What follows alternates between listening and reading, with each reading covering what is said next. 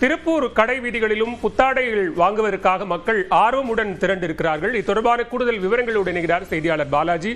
பாலாஜி, விவரங்களை பதிவு செய்யலாம். அதாவது திருப்பூர் மாவட்டத்தில் எப்பொழுதுமே தீபாவளி பண்டிகை என்பது மிக சிறப்பான ஒரு பண்டிகையாக கொண்டாடப்படுகிறது. அது மட்டுமல்லாது போனஸ் வழங்கப்படுவதால் பொதுமக்கள் அதிக அளவில் புத்தாடைகள் மற்றும் இதர பொருட்கள் வாங்குவதில் எப்பொழுதும் ஆர்வம் காட்டுவார்கள்.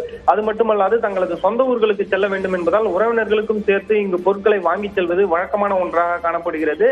தொடர்ந்து கடந்த வாரம் ஞாயிற்றுக்கிழமை அதிக அளவிலான கூட்ட நெரிசலுடன் பொருட்கள் வாங்குவதற்காக ஏராளமான பொதுமக்கள் திரண்ட நிலையில் தற்பொழுது மீண்டும் திருப்பூர் குமரன் சாலை மற்றும் புது மார்க்கெட் வீதி உள்ளிட்ட கடை வீதி, அதாவது அதிக அளவிலான துணிக்கடைகள் மற்றும் நகைக்கடைகள் உள்ளிட்ட இதர கடைகள் இருக்கக்கூடிய இந்த கடை வீதி பகுதிகளில் ஏராளமானோர் தற்பொழுது குவிய துவங்கி இருக்கின்றனர்.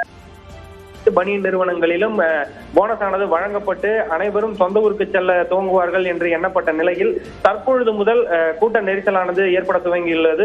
மேலும் இந்த கடை வீதிகளில் அதிக அளவிலான பொதுமக்கள் வர துவங்கியுள்ள சூழ்நிலையில் அனைத்து கடைகளிலும் தற்பொழுது வியாபாரமானது சூடுபிடிக்க துவங்கியுள்ளது. மேலும் இன்று துவங்கும் இந்த வியாபாரம் சனி ஞாயிறு என அடுத்தடுத்த 2 நாட்களிலும் தொடரும் என வியாபாரிகள் மகிழ்ச்சி தெரிவித்திருக்கின்றனர். மேலும் கூட்ட நெரிசலை கட்டுப்படுத்தும் விதமாக புது மார்க்கெட் வீதி மற்றும் குமரன் சாலை உள்ளிட்ட அதிக கூட்ட நெரிசல் ஏற்படும் பகுதிகளில் பேரிகார்டுகள் அமைத்து பொதுமக்கள் தனியே செல்லுமாறும் வாகனங்களுக்கு தடுப்புகள் அமைத்தும் வாகனங்கள் செல்லாதவாறும் தற்பொழுது போலீசார் ஏற்பாடுகளை செய்திருக்கின்றனர். மேலும் கண்காணிப்பு கோபுரங்களும் அமைக்கப்பட்டு தொடர்ந்து பாதுகாப்பு பணி நடைபெறும் என போலீசார் தெரிவித்திருக்கின்றனர். தொடர்ந்து இன்று முதல் அடுத்த 2 நாட்களும் வியாபாரம் நன்றாக இருக்கும் என்பதால் வியாபாரிகளும் தற்பொழுது மகிழ்ச்சியாக காணப்படுகின்றனர். பாலா, விவரங்களுக்கு நன்றி பாலாஜி.